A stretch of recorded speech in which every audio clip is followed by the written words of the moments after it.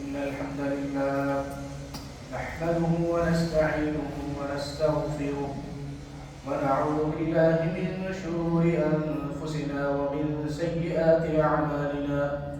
من يهده الله فلا مضل له ومن يضلله فلا هادي له، وأشهد أن لا إله إلا الله وحده لا شريك له، وأشهد أن محمدا عبده ورسوله.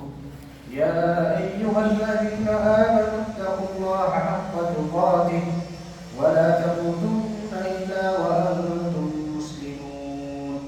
يا أيها الناس اتقوا ربكم الذي خلقكم من نفس واحدة وخلق منها زوجها وبث منهما رجالا كثيرا ونساء، واتقوا الله الذي تساءلون به والأرحام إن الله كان عليكم رقيبا.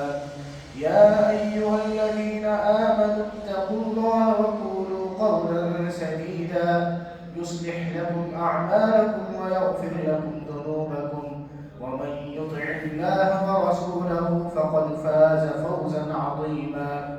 أما بعد، فإن خير الحديث كتاب الله، وخير الهدي هدي محمد صلى الله عليه وسلم، وشر الأمور محدثاتها، وكل محدثة بدعة، وكل بدعة ضلالة، وكل ضلالة في النار.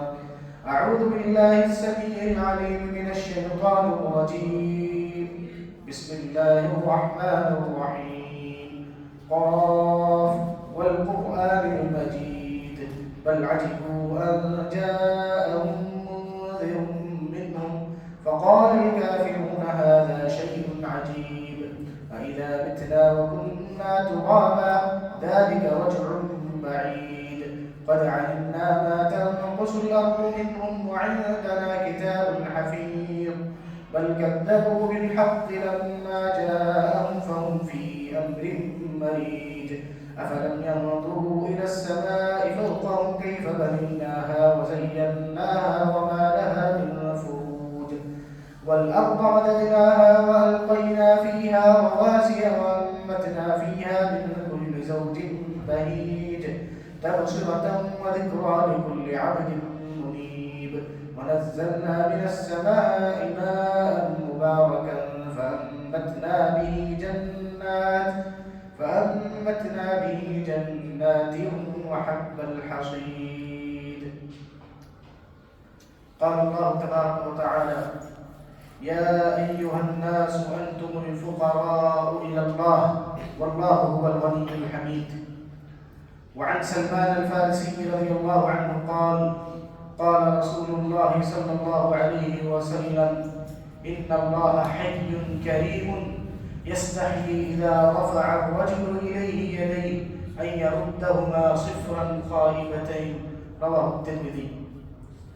ہر قسم کی حمد و ثنا، کبریائی، بزرگی، بڑائی، توصیف صرف اور صرف اس وحدہ لا شریک خالق کائنات مالک ارض و سما کے لیے لائق و زیبا۔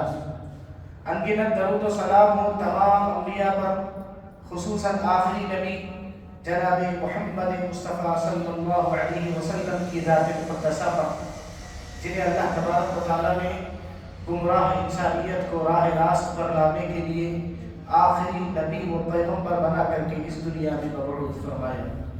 صلوات اللہ وسلامہ علیہ۔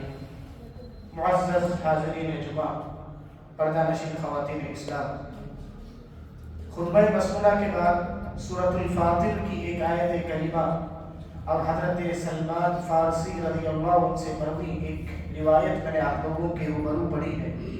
ان نصوص کی روشنی میں انشاءاللہ میرا موضوع دعا اور اس کے آداب رہے۔ اللہ تبارک و تعالیٰ نے سورہ فاطر میں ارشاد فرمایا: یا ایھا الناس انتم الفقراء الی اللہ، کہ اے لوگوں تم سب کے سب اللہ تعالیٰ کے ہاں محتاج۔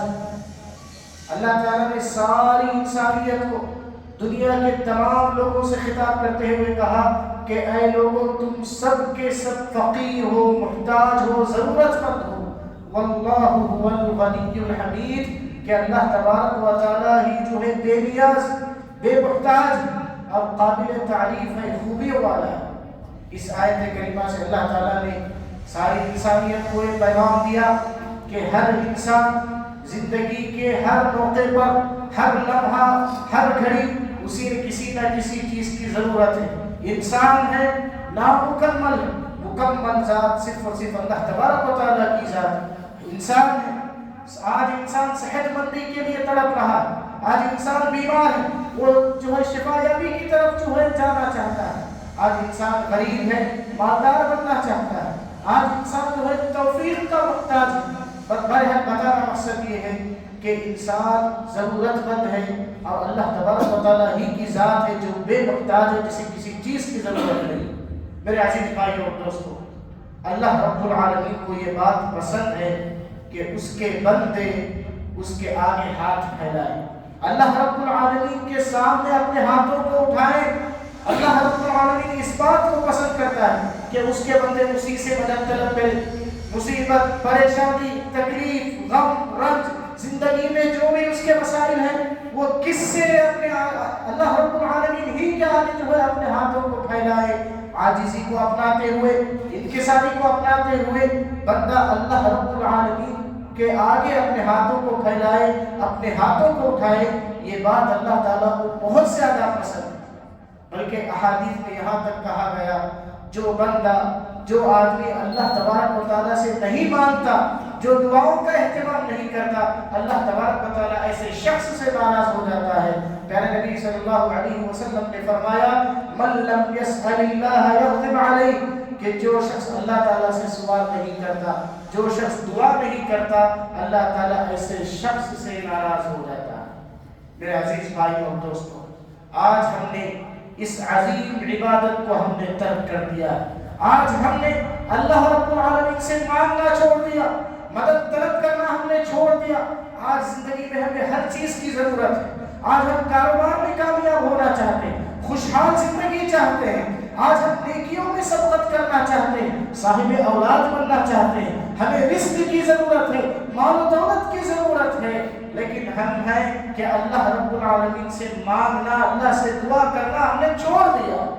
میرے بھائیوں، اللہ رب العالمین سے مانگنا چاہیے، اس لیے کہ اللہ تبارک و تعالیٰ سے جب آپ مانگیں گے تو اللہ تبارک و تعالیٰ اس سے بہت خوش ہوتا ہے۔ احادیث میں کہا گیا کہ جب بندہ اپنے ہاتھوں کو اللہ تعالیٰ کے سامنے اٹھاتا ہے، اللہ تبارک و تعالیٰ کو شرم آتی ہے کہ بندے کے ان ہاتھوں کو خالی لوٹا دے، نامراد لوٹا دے۔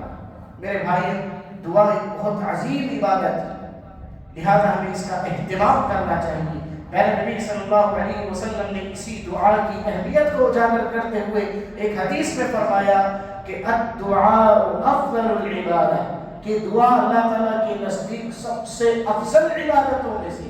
کیوں؟ اس لیے کہ دعا کرنے والا جب دعا کرتا ہے، اس کا دل بھی اور اسی طریقے سے اس کی زبان بھی اور اس کا یہ مکمل جسم اللہ تعالیٰ کی اس عظیم عبادت دعا میں مشغول رہتا ہے۔ پیارے نبی صلی اللہ علیہ وسلم نے حدیث میں فرمایا، الدعاء هو العبادہ، کہ عبادت اگر کوئی چیز ہے تو وہ دعا ہی، یعنی دعا ہی اصل عبادت ہے۔ عبادتوں میں اگر کوئی چیز روح کی حیثیت رکھتی ہے تو وہ دعا ہے۔ اور پھر اللہ کے نبی صلی اللہ علیہ وسلم نے اس آیت کریمہ کی تلاوت فرمائی، وقال ربكم ادعوني استجب لكم ان الذين يستكبرون عن عبادتي سيدخلون جهنم داخلين، کہ اللہ تبارک و تعالیٰ نے فرمایا وقال ربكم ادعوني، کہ تمہارے رب نے کہا ادعوني، کہ تم مجھ سے دعا مانگو۔ اللہ تعالیٰ یہ اعلان کر رہا ہے کہ تم مجھ سے مانگو، مجھ سے مدد طلب کرو، مجھ سے رزق طلب کرو، زندگی میں جو مسائل ہیں ان مسائل سے تم مجھ سے دعا مانگو، استجب لکم۔ اللہ تبارک و تعالیٰ فرما رہا ہے کہ جو میں تمہاری دعاؤں کو قبول کروں گا۔ ان الذین یستکبرون عن عبادتی، کہ میرے بندوں میں سے جو تکبر کرتے ہیں، جو دعاؤں کا، عبادتوں کا اہتمام نہیں کرتے، عنقریب وہ ذلیل و خوار ہو کر کے جہنم میں داخل ہوں گے۔ میرے بھائیوں، دعا ایک کتنی عظیم عبادت ہے، اس کا اندازہ آپ اس بات سے لگا سکتے ہیں۔ نماز جیسے عظیم عبادت جو فرض نمازوں کی شکل میں دن میں 5 وقت ہم اس کا اہتمام کرتے ہیں، 5 وقت فرض نمازوں کا ہم اہتمام کرتے ہیں، نوافل کا اہتمام کرتے ہیں، سنت مؤکدہ کا اہتمام کرتے ہیں۔ نماز لفظ صلاۃ کا عربی میں معنی ہے دعا۔ آپ اگر غور و فکر کر کے دیکھیں، نماز مکمل دعاؤں کا مجموعہ ہے۔ نماز کے آغاز سے لے کر کے نماز کے ختم ہونے تک مکمل دعائیں ہی دعائیں۔ نماز کا آغاز دعائیں استفتاح سے، اللہم باعد بینی، سورہ اسی طریقے سے سورۃ الفاتحہ، یہ سب دعائیں ہیں۔ تشہد میں پڑھی جانے والی یہ سب دعائیں ہیں۔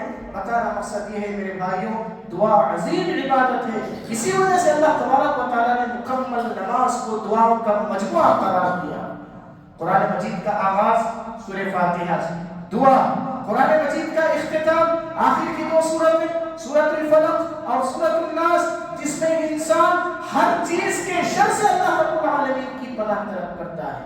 میرے بھائیوں، آج ہم نے اس عظیم عبادت کو ہم نے چھوڑ دیا، آج ہم نے اللہ تبارک و تعالیٰ سے مانگنا چھوڑ دیا، آج ہم نے اپنے ہاتھوں کو اٹھانا چھوڑ دیا ہے۔ میرے بھائیوں یاد رکھو، آپ اگر دعا کر رہے ہیں گویا کہ آپ اللہ کی وحدانیت کا اقرار کر رہے ہیں، اللہ پر ایمان لانے کا دعویٰ کر رہے ہیں۔ اللہ تعالیٰ ہی سمیع ہے، اللہ تعالیٰ ہی قریب ہے، اللہ تعالیٰ ہی مجیب ہے، آپ اس بات کا دعویٰ کر رہے ہیں۔ میرے بھائیوں، انبیاء اس دنیا میں جتنے بھی انبیاء آئے، یہ سارے انبیاء کی سنت رہی ہے کہ ہر نبی نے اپنی زندگی کے ہر موقع پر انہوں نے دعاؤں کا سہارا لیا۔ پیارے نبی صلی اللہ علیہ وسلم، غزوہ بدر کا موقع اور اسلام اور کفر کے درمیان، حق اور باطل کے درمیان سب سے پہلی جنگ لڑی جا رہی ہے دنیا میں۔ 313 کی تعداد ہے مسلمانوں کی، ایک طرف 1000 کا لشکر ہے جو پورے ہتھیاروں سے لیس ہے۔ آپ صلی اللہ علیہ وسلم قبلہ رخ ہو کر کے آپ صلی اللہ علیہ وسلم اپنے ہاتھوں کو اٹھائے ہوئے دعا کر رہے ہیں۔ آپ صلی اللہ علیہ وسلم کے کندھے سے چادر گری جا رہی ہے۔ حضرت ابوبکر صدیق آئے اور اللہ کے نبی صلی اللہ علیہ وسلم کے کندھے پر جو ہے چادر کو رکھا، کہا اے اللہ کے نبی صلی اللہ علیہ وسلم آپ بس کیجئے، دعاؤں کا اہتمام جو کر رہے ہیں بس کیجئے، اللہ تعالیٰ اپنے وعدے کو مکمل کرے گا، اللہ تعالیٰ جو ہے یقیناً ہمیں کامیابی سے نوازے گا۔ لیکن آئے جنگ کا موقع ہے، آپ صلی اللہ علیہ وسلم کس عبادت کا سہارا لے رہے ہیں؟ دعا کر رہے ہیں۔ حضرت یونس علیہ السلام، ہم آپ اس واقعے کو جانتے ہیں کہ حضرت یونس علیہ السلام مچھلی کے پیٹ کا اندھیرا اور اسی طریقے سے سمندر کا اندھیرا، آسمان کی تاریکی ہے، تین تاریکیوں میں حضرت یونس علیہ السلام نے کس عبادت کا سہارا لیا؟ لا الہ الا انت سبحانک انی کنت من الظالمین۔ میرے بھائیوں، حضرت ایوب علیہ السلام جن کی زندگی کا اکثر حصہ بیماریوں میں گزرا، بیماریوں کا پیچھا نہیں چھوڑ رہی ہے، لیکن حضرت ایوب علیہ السلام کبھی جو ہے نا امید نہیں ہوئے۔ انہوں نے اللہ تعالیٰ سے دعا کی کہ ربی انی مسنی الضر وانت ارحم الراحمین، کہ رب العالمین بیماری نے مجھے جکڑ لیا ہے، میں بیمار ہو چکا ہوں، تو ہی رحم کرنے والا ہے، تو مجھ پر رحم فرما۔ میرے بھائیوں، نبیوں میں سے مشہور نبی حضرت زکریا علیہ السلام مسجد میں داخل ہو رہے، بیت المقدس میں داخل ہو رہے، دیکھ رہے ہیں کہ حضرت مریم علیہ السلام جو مسجد کی صاف صفائی اور مسجد کی دیکھ بھالی کرتی تھی، حضرت مریم علیہ السلام کے پاس مسجد میں محراب میں موسم سرما میں موسم گرما کے پھل موجود اور موسم گرما میں موسم سرما کے پھل موجود۔ تعجب ہوا حضرت زکریا علیہ السلام کو۔ زکریا علیہ السلام نے پوچھا، قال یا مریم انا لک ھذا، کہ یہ بے موسم پھل تمہارے پاس کہاں سے آئے؟ قالت هو من عند اللہ، مریم علیہ السلام نے کہا کہ اللہ رب العالمین کی جانب سے، اللہ تعالیٰ نے اس کا انتظام کیا۔ اس موقع پر حضرت زکریا علیہ السلام جو 80 سال سے زیادہ جن کی عمر ہو گئی تھی، جو بے اولاد تھے، اپنے ہاتھوں کو اٹھایا اور کہا ہنالک دعا زکریا ربہ، کہ یہاں زکریا علیہ السلام نے اپنے ہاتھوں کو اٹھا کر کے دعاؤں کا اہتمام کیا۔ حضرت یحییٰ علیہ السلام کی شکل میں انہیں خوشخبری دی گئی۔ میرے بھائی اور دوستو، بتانا مقصد یہ ہے کہ انبیاء جیسے جلیل القدر لوگ دعاؤں کا اہتمام کرتے تھے، لہذا ہمیں بھی چاہیے کہ ہم دعاؤں کا اہتمام کریں۔ دعا اللہ رب العالمین کی جانب سے ملنے والی ایک عظیم عبادت اور عظیم ہدیہ ہے کہ آپ دعا چلتے پھرتے ہر گھڑی، ہر حال میں، ہر لمحہ جہاں چاہے وہاں دعا کر سکتے ہیں. آپ گھر پر ہو یا سفر میں ہو، آپ دکان میں ہو یا باہر بازار میں ہو، آپ بیمار ہو یا صحت مند ہو، آپ سفر پر ہو یا گھر پر ہو، آپ پانی میں ہو یا خشکی میں ہو، ہر جگہ آپ بآسانی دعا کر سکتے ہیں. اس کے لیے جو ہے آپ کو نیت کرنے کی اور ایک جگہ بیٹھ کر کے دعا کرنے کے اہتمام کرنے کی ضرورت نہیں ہے. میرے بھائیوں، اللہ کی طرف سے ملنے والا ایک عظیم ہدیہ ہے، آسان عبادت ہے، اس کا اہتمام ہماری زندگیوں میں ہونا چاہیے. اس مختصر سی تمہید کے بعد آئیے دیکھتے ہیں کہ آج ہم دعا تو کر رہے ہیں لیکن ہم دعاؤں کے آداب کا پاس و لحاظ نہیں رکھ رہے ہیں. ہر عبادت کے یقیناً کچھ نہ کچھ آداب جس کا پاس و لحاظ رکھنا ہمارے لیے ضروری ہے. سب سے پہلی بات میرے عزیز بھائی اور دوستوں، دعا ایک عظیم عبادت ہے. عبادت کی جتنے قسمیں ہو سکتی ہیں ان تمام قسموں میں اللہ تعالیٰ کو ایک جاننا ضروری ہے. دعا ایک بہت بڑی عبادت ہے، لہٰذا دعا صرف اور صرف کس سے ہونی چاہیے؟ اللہ تبارک و تعالیٰ سے.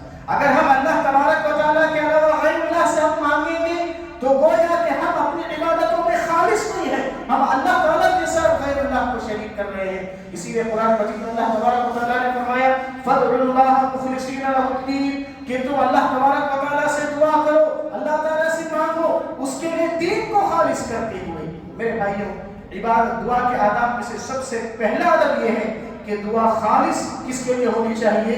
رب العالمین کے لیے ہونی چاہیے. اس کے بعد دعا کرنے والے کے لیے ضروری ہے کہ وہ پورے یقین کے ساتھ، اعتماد کے ساتھ اور دل جمعی کے ساتھ اپنے دل و دماغ کو حاضر رکھتے ہوئے پوری یکجہتی کے ساتھ اللہ تعالیٰ سے دعا کا اہتمام کرے. ایسا نہیں ہے کہ آدمی کو اللہ تعالیٰ کی ذات پر یقین نہیں ہے وہ دعاؤں کا اہتمام کر رہا ہے. نہیں میرے بھائیوں، دعا کرنے والے کے لیے ضروری ہے کہ وہ یقین رکھے کہ اللہ تبارک و تعالیٰ ہی کی ذات ہے جو دعاؤں کو سن رہی ہے. یقیناً اللہ تبارک و تعالیٰ میری دعاؤں کو سننے والا ہے، اللہ تعالیٰ میری دعاؤں کو قبول فرمائے گا. میرے بھائیوں، میرے نبی صلی اللہ علیہ وسلم نے حدیث میں فرمایا ادعوا اللہ وانتم موقنون بالاجابہ کہ تم اللہ تبارک و تعالیٰ سے اس نیت کے ساتھ دعا کرو کہ اللہ تبارک و تعالیٰ تمہاری دعاؤں کو قبول کرنے والا ہے. اور اللہ تبارک و تعالیٰ ایسے شخص کی دعا کو قبول نہیں کرتا جو غافل ہو، جس کا ذہن جو ہے دنیا میں لگا ہوا ہو، غافل ہو اور جس کا ذہن جو ہے بکھرا ہوا ہو. ایسے شخص کی دعا اللہ تبارک و تعالیٰ کبھی قبول نہیں کرتا. میرے بھائیوں، دعاؤں کے آداب میں سے ایک ادب یہ بھی ہے کہ آپ قبلہ رخ ہو کر کے دعاؤں کا اہتمام کریں اور اپنے ہاتھوں کو اٹھا کر کے جو ہے دعاؤں کا اہتمام کریں. پیارے نبی صلی اللہ علیہ وسلم نے حدیث میں فرمایا ان اللہ حی کریم کہ بے شک اللہ تبارک و تعالیٰ بہت زیادہ حیا کرنے والا مہربان ہے. یستحی اذا رفع الرجل الیہ یدیہ ان یردہما صفرا کہ اللہ تبارک و تعالیٰ کو یہ بات جو ہے اللہ تعالیٰ کو شرم محسوس ہوتی ہے کہ اس کا کوئی بندہ اس کے آگے ہاتھ اٹھائے اور اللہ تبارک و تعالیٰ ان ہاتھوں کو نامراد خالی لوٹا دے. اللہ تعالیٰ کی یہ شان کے خلاف ہے. میرے بھائیوں، دعاؤں کا اہتمام کرو، دعاؤں کے آداب کا خیال رکھو، یقیناً اللہ تبارک و تعالیٰ آپ کی دعاؤں کو قبول فرمائے گا. اس کے بعد جب آپ دعا کر رہے ہو، دعا کے آغاز میں سب سے پہلے ضروری ہے کہ آپ اللہ تعالیٰ کی تعریف بیان کریں. سورہ فاتحہ پڑھیں. سورہ فاتحہ کیا ہے؟ پورا سورہ فاتحہ اللہ تبارک و تعالیٰ کی تعریف ہے، اللہ تعالیٰ کی حمد و ثنا ہے. سب سے پہلے آپ کو سورہ فاتحہ پڑھنا ہے. سورہ فاتحہ پڑھنے کے بعد دوسرے نمبر پر آپ درود ابراہیمی کا اہتمام کریں. اللہم صلی علی محمد وعلی آل محمد اللہم بارک علی محمد وعلی آل محمد. یہ جو درود ابراہیمی ہے، درود ابراہیمی کا اہتمام کریں. آپ نے اللہ تعالیٰ کی تعریف بیان کی، دوسرے نمبر پر آپ نے درود ابراہیمی کا اہتمام کیا. اس کے بعد آپ اپنی ضرورت کو رکھیں. آپ کو جو ضرورت ہے، آپ کو جو اللہ تعالیٰ سے مانگنا ہے، وہ اس کو آپ یہاں آپ مانگ سکتے ہیں. یہاں پر یہ بات بھی ضروری ہے، دعا کرنے والا جب دعا کرے تو اس کی جیسی ضرورت ہے اللہ تعالیٰ کے اسماء و صفات کا حوالہ لے کر کے اللہ تعالیٰ سے دعا کرے. جیسے مثال کے طور پر آدمی دعا کر رہا رب العالمین مجھے میرے رزق میں برکت عطا فرما، میرے کاروبار میں برکت عطا فرما، تو اللہ تبارک و تعالیٰ کی ذات رزاق یا رزاق کہ اے بہت زیادہ رزق دینے والے مولا تو مجھے رزق میں برکت عطا فرما، میرے مال و دولت میں برکت عطا فرما. واللہ علی کل شیء قدیر کہ رب العالمین تو ہر چیز پر قادر قادر ہے، رب العالمین میں بیمار ہوں تو مجھے صحت یابی نصیب فرما۔ آدمی کی جیسی ضرورت ہے اللہ تعالیٰ کے اس نام کا حوالہ لے کر کے وہ اللہ تعالیٰ سے جو دعا کرے۔ قرآن مجید میں اللہ تبارک و تعالیٰ نے فرمایا وَلِلَّهِ الْأَسْمَاءُ الْحُسْنَى فَادْعُوهُ بِهَا، کہ سب سے بہترین نام اللہ تعالیٰ ہی کے لیے ہے، فَادْعُوهُ بِهَا، لہذا تم ناموں کے حوالے سے اللہ تعالیٰ سے دعا کرو، یعنی اللہ تعالیٰ کے اسماء و صفات کا حوالہ لے کر کے ہمیں دعا کرنا چاہیے۔ اسی طریقے سے میرے بھائیوں، یقیناً زندگی میں ہم نے کوئی نہ کوئی اچھا عمل کیا ہوگا جسے آپ کو اور اللہ تعالیٰ کو علم ہوگا، یعنی ہمارے وہ نیک اعمال جس کا علم صرف اور صرف آپ کو ہے اور اللہ تعالیٰ کو ہے، یعنی دنیا میں آپ کے اس نیک عمل کا علم کسی اور کا نہیں ہے، آپ اس نیک عمل کا واسطہ دے کر کے اللہ تعالیٰ سے دعا کر سکتے ہیں۔ مشہور و معروف واقعہ ہے، اشارہ کرتے ہوئے میں اپنی گفتگو کو آگے بڑھاتا ہوں کہ بنو اسرائیل کا واقعہ کہ 3 لوگ جنگل سے گزر رہے تھے، اچانک بارش ہونے کی وجہ سے بارش سے بچنے کے لیے تینوں غار کے اندر داخل ہوئے۔ جیسے ہی غار کے اندر داخل ہوئے، اونچائی سے پہاڑ کے اوپری حصے سے ایک بڑا سا چٹان اور بڑا سا پتھر جو ہے لڑکتا ہوا آیا اور اس غار کے منہ کو بند کر دیا، اور تینوں کو یقین ہو گیا کہ اب یہ ہمارے بس میں نہیں ہے کہ ہم اس غار کے چٹان کو ہٹا سکیں۔ تینوں کو اپنے موت کا یقین ہو گیا۔ اس وقت ان تینوں نے ایک عبادت کو انجام دیا، ان تینوں نے اپنے نیک عمل کو یاد کیا۔ اس میں سے ایک آدمی نے کہا کہ رب العالمین میری چچیری بہن تھی، چچا زاد بہن تھی، اس نے مجھے زنا کی دعوت دی، میں نے تیرے خاطر میں نے زنا کرنے سے اپنے آپ کو دور رکھ لیا۔ اس میں سے ایک آدمی نے کہا تھا کہ رب العالمین میرے ماں باپ تھے، وہ سب سے پہلے میرے ماں باپ کو جو ہے دودھ پیش کیا کرتا تھا، وہ چرواہا تھا۔ یہ واقعہ معلوم ہے۔ ان تینوں نے اپنے نیک عمل کا واسطہ دے کر کے اللہ رب العالمین سے دعا کی۔ اللہ تبارک و تعالیٰ نے اسی وقت اسی لمحے اللہ تعالیٰ نے اس دعا کو قبول فرمائی، اور اللہ تعالیٰ کے حکم سے وہ چٹان جو ہے غار کے منہ سے ہٹ گیا۔ بتانا مقصد یہ ہے میرے بھائیوں، جب آپ دعا کر رہے ہیں آپ کے ان نیک اعمال کا بھی وسیلہ دے کر کے آپ جو ہے دعاؤں کا اہتمام کریں۔ اسی طریقے سے میرے بھائیوں، دعا کی قبولیت کے بہت سارے اسباب ہیں، ان اسباب کا ہمیں اہتمام کرنا ضروری ہے۔ اس میں سے ایک یہ ہے کہ حضرت یونس علیہ السلام نے مچھلی کے پیٹ میں جس دعا کا اہتمام کیا تھا، لا الہ الا انت سبحانک انی کنت من الظالمین، جس میں اللہ تعالیٰ کی توحید کا اقرار ہے اور آدمی اس بات کا اقرار کرتا ہے کہ رب العالمین میں گنہگار ہوں، میں ظالموں میں سے ہوں۔ حدیث میں آتا ہے کہ جو شخص حضرت یونس علیہ السلام کے ان کلمات کو اپنے دعاؤں میں ادا کرے گا، اس کے بعد دعا کرے گا تو اللہ تعالیٰ اس کی دعا کبھی رد نہیں کرے گا، اس کی دعا قبول ہو کر کے ہی رہے گی۔ میرے بھائیوں، اسی طریقے سے اللہ تبارک و تعالیٰ کا اسم اعظم یا حی یا قیوم، جو شخص اللہ تعالیٰ کے اس نام کا حوالہ دے کر کے اللہ تبارک و تعالیٰ سے دعا کرے، احادیث میں آتا ہے کہ اللہ تبارک و تعالیٰ اس کی دعا کو رد نہیں کرتا۔ اسی طریقے سے میرے بھائیوں، دعا کی قبولیت کے بہت سارے اوقات ہیں، ان اوقات میں ہمیں دعاؤں کا اہتمام کرنا چاہیے، جیسے اذان اور اقامت کے درمیان دعا کی قبولیت کا وقت، لہٰذا اذان اور اقامت کے درمیان ہمیں دعاؤں کا اہتمام کرنا چاہیے، ہر فرض نماز کے بعد۔ اسی طریقے سے رات کا آخری حصہ یعنی فجر سے پہلے جو تہجد کا وقت ہے اس میں دعاؤں کا اہتمام کرنا چاہیے، جیسے آج کا جو جمعہ کا دن ہے جو عید المؤمنین ہے، اس دن اللہ تعالیٰ نے ایک ایسی گھڑی ایسا وقت رکھا ہے جس میں دعائیں قبول ہوتی ہیں۔ علماء نے بتایا ہے کہ ممکن ہے کہ یہ وقت عصر کے بعد سے لے کر کے مغرب تک کا وقت بھی ممکن ہے۔ ان اوقات میں جو دعا کی قبولیت کا وقت ہے اس میں دعاؤں کا اہتمام کرنا چاہیے۔ اسی طریقے سے روزے دار جب دسترخوان پر بیٹھا ہو، روزہ افطار کرنے کے لیے بیٹھا ہو، یہ بھی دعا کی قبولیت کا وقت ہے۔ اور اسی طریقے سے جب اللہ تعالیٰ کی رحمت یعنی بارش برس رہی ہو، یہ دعا کی قبولیت کے اوقات ہیں۔ اس کے علاوہ اور بھی اوقات ہیں، ان اوقات میں دعاؤں کا اہتمام کرنا چاہیے، ہماری دعاؤں کی قبولیت کے چانسز بہت زیادہ بڑھ جاتے ہیں۔ میرے بھائی، ہم نے دعا کر لی، اب ہمارا یہاں مسئلہ ختم ہو گیا، ہم نے دعا کر لی، اب اللہ تعالیٰ کے حوالے ہے ہماری دعائیں، ہماری عبادتیں اللہ تعالیٰ کے حوالے ہیں۔ دعا کرنے کے بعد 3 فائدوں میں سے ایک فائدہ یقیناً ہوگا۔ پہلا فائدہ یہ ہوگا کہ دعا کرنے والا جب دعا کرتا ہے اللہ تعالیٰ اس کی دعا فوراً اسی وقت قبول کرے اللہ تعالیٰ نے اگر چاہا۔ جیسے غار والوں کا واقعہ میں نے ابھی ذکر کیا، اللہ تعالیٰ دعا کرنے والی کی دعا کو اسی وقت قبول کر لے اگر اللہ تعالیٰ چاہے، یا اللہ تعالیٰ بعد میں جو ہے اس آدمی کی دعا کو قبول کرے۔ دعا کرنے کا دوسرا فائدہ یہ ہو سکتا ہے کہ اللہ تبارک و تعالیٰ اس کی زندگی میں کوئی واقعہ، کوئی حادثہ، کوئی پریشانی، کوئی تکلیف آنے والی تھی، اس دعا کی وجہ سے اللہ اللہ تعالیٰ اس مصیبت اور اس حادثے سے اللہ تعالیٰ اس انسان کو بچا دیتا ہے. اور دعا کرنے کا تیسرا فائدہ یہ ہوگا کہ اللہ تبارک و تعالیٰ اس دعا کو آخرت کے لیے اٹھا کر کے جمع کر کے رکھ دیتا ہے. ذخیرہ آخرت اللہ تعالیٰ بنا دیتا ہے. کل قیامت کے دن جب اس کا حساب کتاب ہوگا, دنیا میں وہ دعا ہے جسے اللہ تعالیٰ نے اس کے لیے جو ہے آخرت میں جمع کر کے رکھی تھی, وہ ایک نیکیوں کی پہاڑ کی شکل میں وہ اپنے آپ اپنے سامنے پائے گا. میرے بھائیوں, کم از کم اتنا تو آپ دعا اگر آپ کریں گے تو آپ اللہ تعالیٰ کی توحید کا اقرار کر رہے ہیں, اللہ تعالیٰ پر ایمان لانے کا دعویٰ کر رہے ہیں, اللہ تعالیٰ کی ذات کے ایک ہونے کا آپ جو ہے دعویٰ کر رہے ہیں. میرے بھائیوں, دعاؤں کا اہتمام کرنا چاہیے. آج ہم نے اس عظیم عبادت کو ترک کر دیا ہے. چھوٹی سی چھوٹی ضرورت ہی کیوں نہ ہو, ہمیں اللہ رب العالمین سے مانگنا چاہیے. اللہ تعالیٰ مانگنے سے, اللہ تعالیٰ کے آگے ہاتھ پھیلانے سے اللہ تعالیٰ خوش ہوتا ہے. اللہ تعالیٰ اس بندے کے ہاتھوں کو خالی نہیں لوٹاتا جو اللہ تعالیٰ کے سامنے اپنے ہاتھوں کو, اپنے ضرورتوں کو جو اللہ تعالیٰ کے سامنے رکھے, اللہ تعالیٰ کبھی اسے نامراد اور خالی نہیں لوٹاتا. یہ چند آداب تھے جو دعاؤں سے متعلق تھے. رب العالمین سے دعا ہے کہ رب العالمین یہ جو عظیم عبادت ہے جس کے ذریعے سے ہم اللہ رب العالمین کا تقرب حاصل کر سکتے ہیں, رب العالمین ہمیں یہ توفیق عطا فرما کہ ہم دعاؤں کا اہتمام کریں. اپنی زندگی کے مسائل, ضرورتوں کو صرف اور صرف ہمیں تجھ سے ہی مانگنے کے رب العالمین ہمیں توفیق عطا فرما.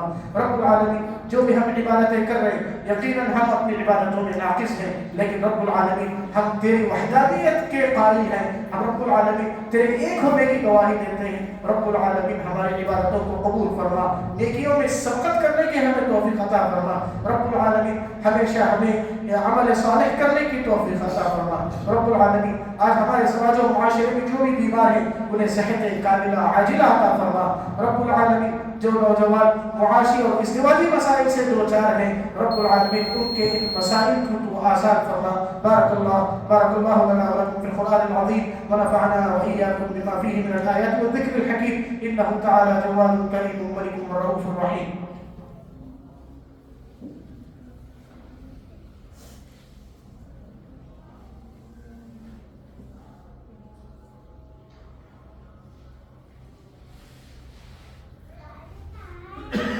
إن الحمد لله نحمده ونستعينه ونستغفره ونعوذ بالله من شرور أنفسنا ومن سيئات أعمالنا.